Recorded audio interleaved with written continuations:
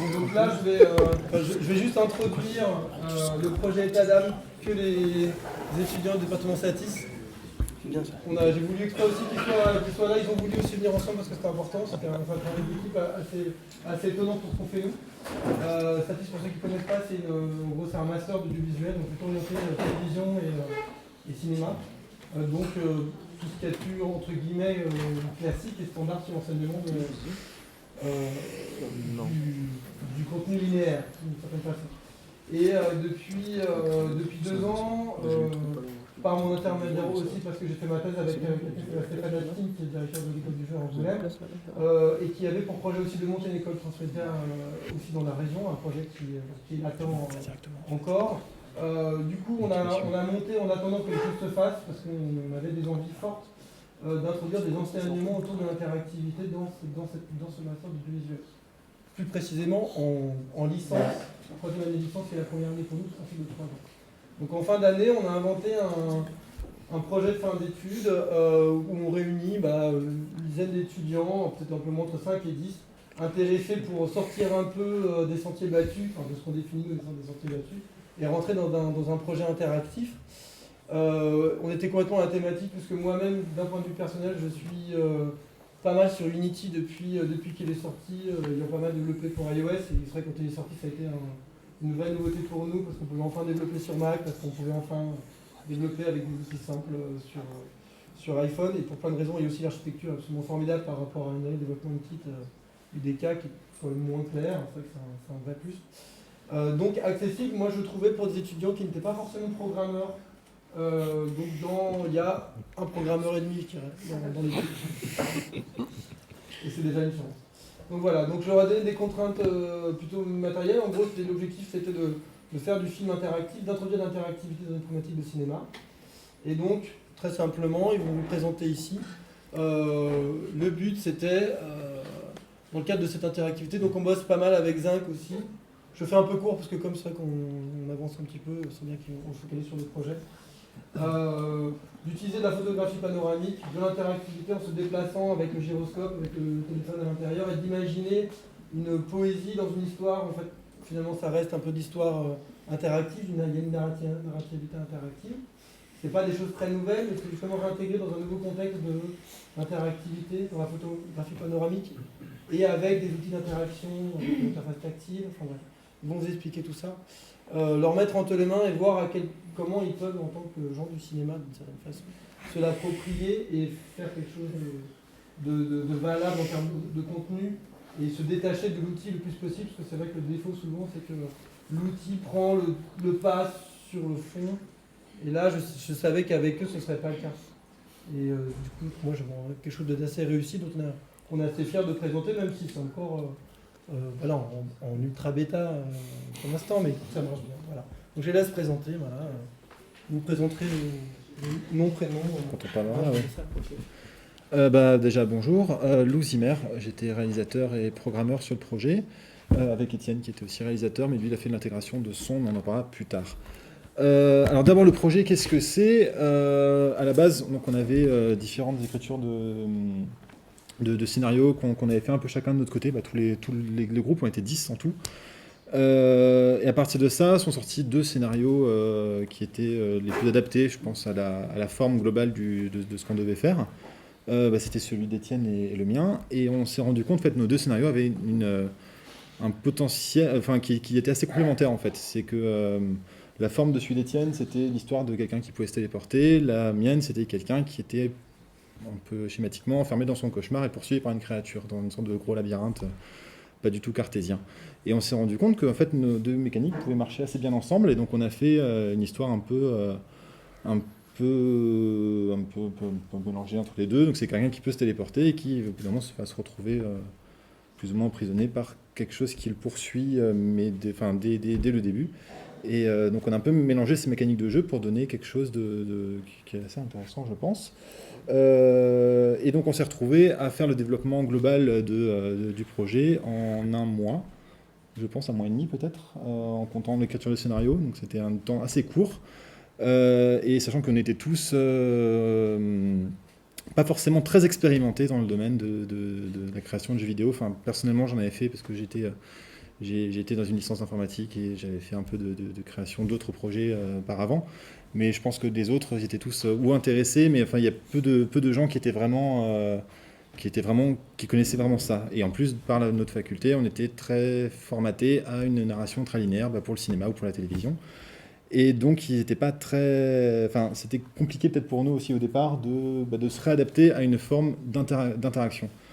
Parce que quand on a un scénario de base, ça ressemble à ça, c'est un texte qui raconte une histoire. Mais quand on a un truc un peu plus interactif, c'est ce qu'on a vu tout à l'heure avec Corto Maltese, ça nous donne un schéma comme ça, qui est très petit. Mais plus ou moins, en fait, c'est à chaque fois qu'on est à un endroit, on a des possibilités pour aller à d'autres endroits. Et donc, ça donne une sorte de gros graphe qui n'est pas du tout représentable dans un texte normal. Donc, c'est un truc un peu plus compliqué à gérer. Et donc, qu'on a essayé de s'en sortir plus ou moins avec des schémas comme ça qui ne sont pas très, très clairs au final. Quelques mois plus tard, personnellement, moi, j'ai du mal à y retrouver, mais à force un peu de se concentrer dessus, on y revient. Mais c'est vrai qu'il n'y a pas de... Après, peut-être pour nous, en tout cas, on n'avait pas forcément de moyens très clairs de se recadrer de tout ça. Après, voilà, si tu veux parler un peu, vas-y, hein, ça fait plaisir. Je suis un peu bavard, donc quelquefois je me lance, mais voilà. Non, la question, c'était aussi par rapport à l'écriture, comme c'était assez formaté cinéma, comme l'a dit Lou, c'était de rendre ça interactif. Donc en effet, il y avait l'idée de la téléportation qui nous a assez facilité la chose pour passer d'un lieu à un autre. Et l'idée de la créature qui rajoute vraiment ce côté un peu jeu vidéo, un peu de la poursuite, etc. et de fuite. Et donc tout ça, il a fallu le rendre interactif. Donc au départ, on savait qu'on devrait faire des photos panoramiques en 360 degrés, donc, dans lesquelles on pouvait explorer. Donc on a essayé de rendre quelques éléments de décor interactifs, de rendre certaines interactions, des interactions de temps aussi, où la durée peut jouer, pas seulement les interactions qu'on peut avoir avec le décor. Et voilà. En gros, la technologie utilisée, c'était dans la séquence pour les photographies panoramiques. Vous aviez quelle technologie ? On va en parler après. On va en parler juste après. Ouais. Voilà. Juste avant de passer là-dessus, on avait juste un dernier truc au niveau de la production et de la gestion globale de l'équipe.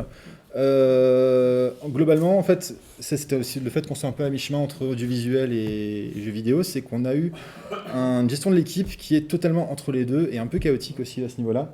C'est qu'on parle de réalisateurs, aussi de programmeurs et de sound designers. Enfin, on a une sorte de gros mélange de postes du jeu vidéo et du cinéma qui cohabitent et qui se chevauchent un peu bizarrement. Et voilà, je trouve que c'est aussi quelque chose qui était peut-être pas forcément clair aussi pour nous et au moment de la création de tout ça. On va un peu parler des technologies qu'on a utilisées, comme ça Hop. Donc on va commencer par tout ce qui était la prise de vue, les panoramiques et tout ça. Alors, et c'est Gabriel qui était en charge de toute la post-production de l'image. Voilà. Alors en ce qui concerne l'image, en fait, j'étais responsable de toute la post-production, tout le post-traitement d'image, l'assemblage des panoramiques, ce genre de choses.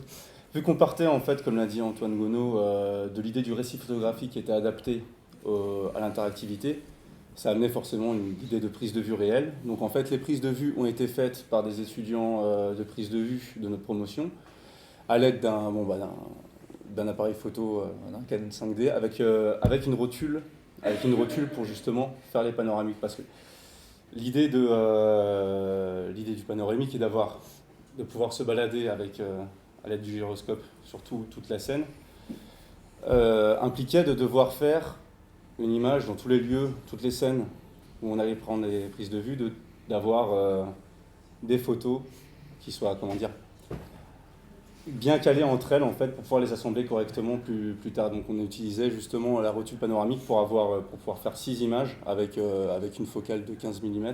Donc il y a 6 images, donc tous les 60 degrés, pour pouvoir ensuite les assembler ensemble. Ceci étant dit, on a eu l'idée d'utiliser l'HDR, le traitement HDR, en fait, pour pouvoir donner un peu d'esthétisme à nos photos.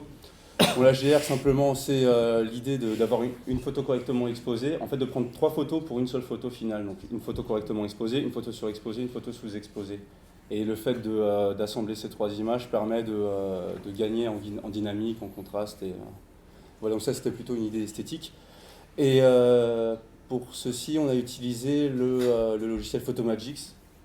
Alors pourquoi celui-ci plutôt qu'un autre ? Parce que Photoshop permet de le faire, un petit plugin, je ne sais pas si c'est le terme exact, mais dédié au traitement HDR, mais ce n'était pas ce qui se révélait le plus intuitif. Et Photomagics permettait de faire du traitement par l'eau bien plus facilement. Sachant que justement le fait d'avoir du HDR plus 6 photos, donc ça veut dire pour chaque scène, on avait donc 6 photos x 3, donc 24 photos. Non, pardon, 18. 18 photos, pardonnez-moi.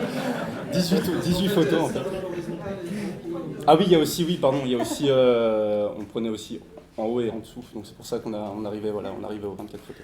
Merci. Sachant qu'au final, on a une trentaine de scènes différentes. Voilà, ça donc faisait ça beaucoup multiplié par de 30. photos. 24 photos, fortement. Et pour ceci, du coup, donc les 6 images finales, en fait, les 6 images par scène sont assemblées à l'aide de GIN, un logiciel d'assemblage panoramique, qui permet donc, en entrant les paramètres de focale et la caractéristique de la lentille de l'appareil photo, de corriger les déformations qui pourraient être propres, les déformations optiques qui pourraient être propres à la photo. Par exemple, si on avait fait la photo en 8 mm, on aurait eu quelque chose de beaucoup plus fisheye. Et ça, GIN le permet de le corriger et d'assembler les photos entre elles, de trouver les points d'assemblage automatiquement. Après, il y a des effets de masque aussi. S'il y a quelque chose sur le bord d'une image qu'on veut effacer, on peut très bien avoir des effets de masque, histoire d'affiner tout ça.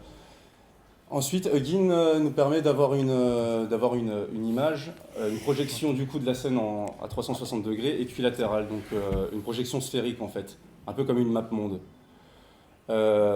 Pour l'intégration de Unity, c'était relativement problématique en fait au niveau de la résolution maximale des textures qui est supportée par Unity. Donc on a choisi plutôt d'avoir des projections cubiques qu'on pourrait intégrer dans Unity par la suite. Donc pour ça, en fait, Hugin le permettait, mais c'était pas ce qu'on avait.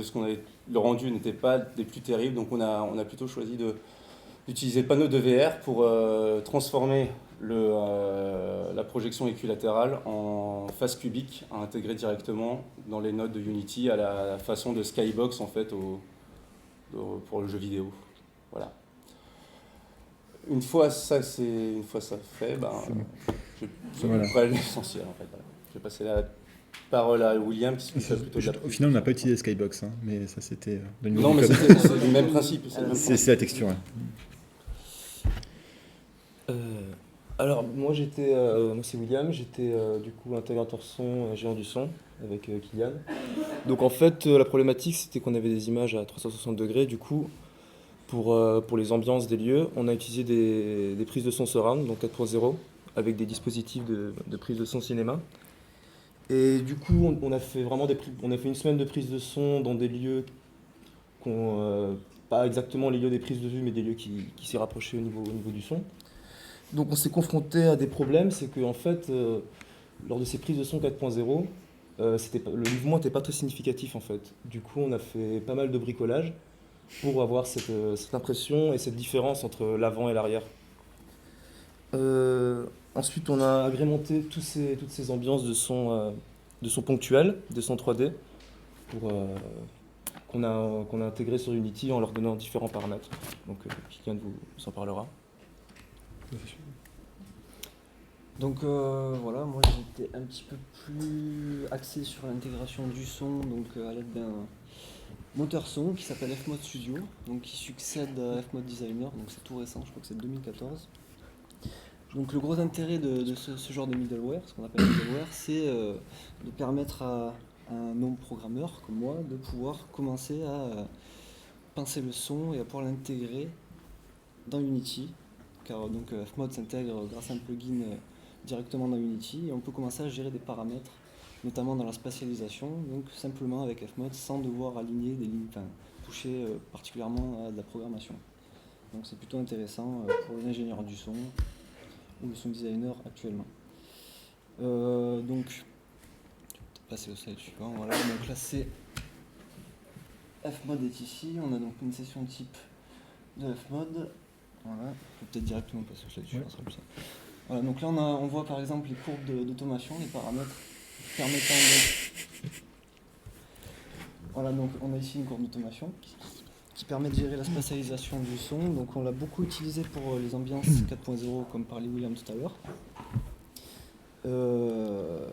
sachant donc que le listener, donc le point d'écoute, se situe sur la caméra dans le jeu vidéo. Donc à partir de là, après c'est vraiment le domaine de Lou, mais il y a des appels sonores à partir d'un script.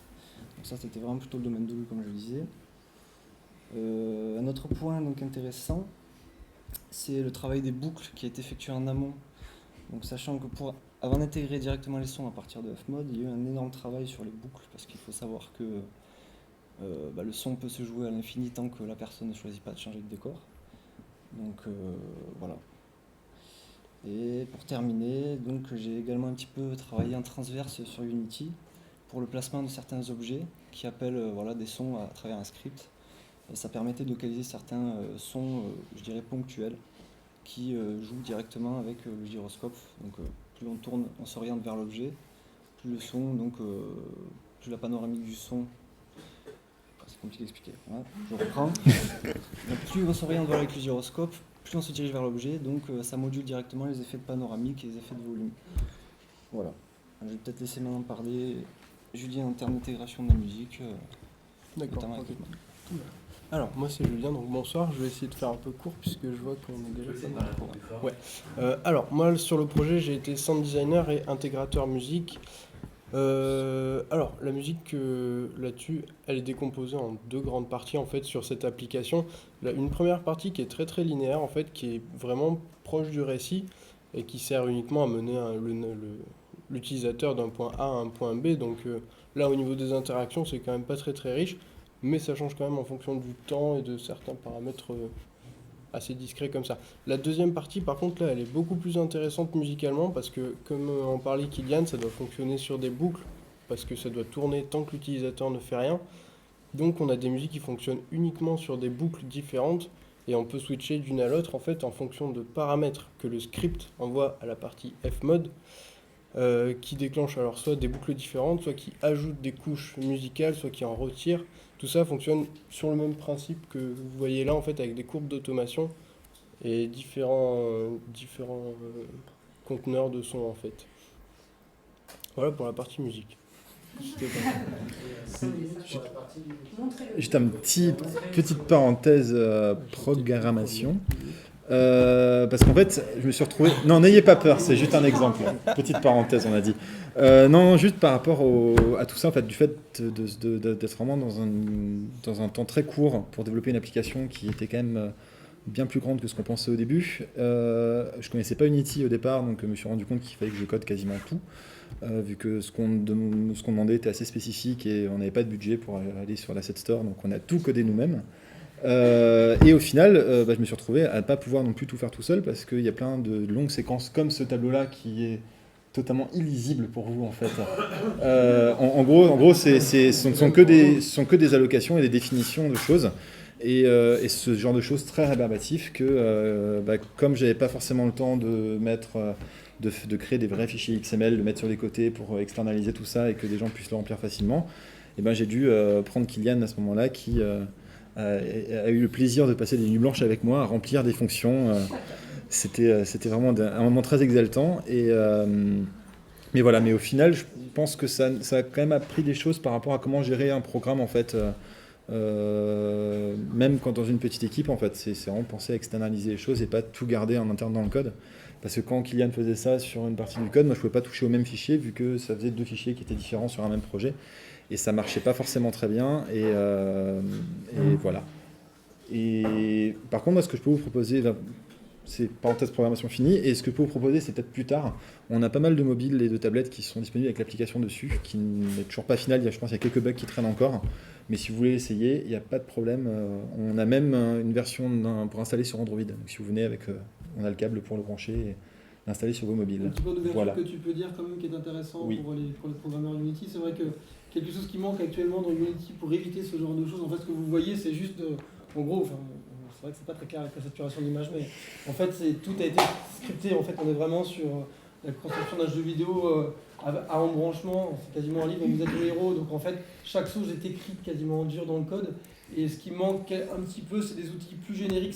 Il y en a un qui existe sur l'Asset Store, mais un outil de narrativité interactive simple qui existe souvent, le paradigme de base étant objet comme dans Max ou dans plein d'autres, le fonctionnement par nœud et lien, qui leur aurait fait gagner à peu près, je pense, une semaine, s'ils avaient pu tracer très simplement ces choses-là. Donc ce qui manque, c'est un espèce d'outil auteur pour la narrativité interactive. Voilà. Et, en ouverture, c'est vrai que là où ils en sont en termes de développement, parce que là pour l'instant, recoder une nouvelle histoire, faire une nouvelle histoire, c'est pas quasiment tout recoder. Enfin, la partie la plus conséquente du code. Ce qui est quand même dommage, parce que le cœur est quand même plutôt là. Donc si on disposait de ces outils-là, ce serait intéressant. Il suffirait de faire un parseur XML et de décrire ces genres de choses-là. Voilà, tout a été écrit à la main. Ce qui est intéressant, ce sont des tâches rébarbatives qu'il a pu confier à un non-programmeur, finalement, parce qu'ils avaient une matrice de paramètres écrite sur le papier. Tout était très bien écrit, donc il suffit de recopier ce qui était montré, et puis finalement, une fois qu'on a compris la première ligne, on comprend la deuxième, on peut faire les 76. Voilà, donc c'est vrai que c'est quelque chose qui manque encore. Un teaser, tu passes le teaser ? On a un teaser, oui. Il est où ? On finit sur le teaser pour voir ce que ça donne. C'est par là, non ? Oui, c'est ça. Yeah. Mais j'ai pas le son par contre.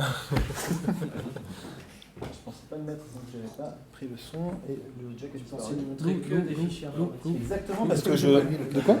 C'est ça ? C'est ça. C'est ça. Non mais vu qu'on avait l'application en fait, c'est pour ça que je pensais pas forcément passer le... Non mais justement après on va clôturer et si chacun s'attend à un nouvel... J'ai froid, chaud et froid à nouveau. Mais la sensation la plus intense, non. La vraie sensation, c'est d'ouvrir les yeux et de voir le monde à mes pieds.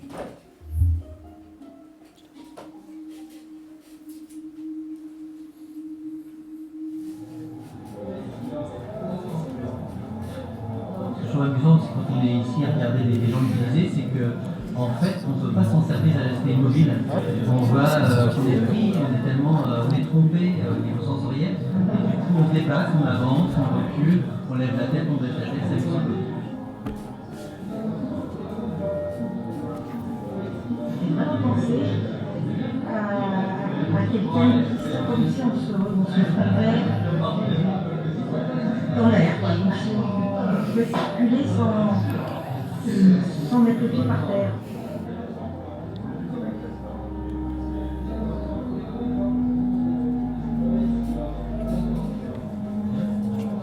C'est un petit peu inquiétant d'avoir quelques moments.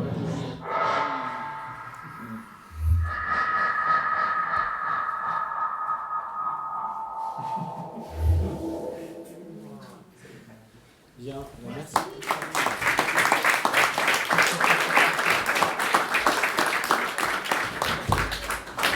Merci à Lou, à toute l'équipe, merci à Mathieu, merci à Thomas. Attends, je le voulais bien sur mon Android. Ouais, vous en savez plus maintenant sur YouTube. Je sens les câbles. Prochaine réunion, coderie sur les codes dans 2 mois. On vous dira où, on vous dira quand, on vous dira avec qui, on vous dira pourquoi. Parce que je vous propose et je me casse après en bas.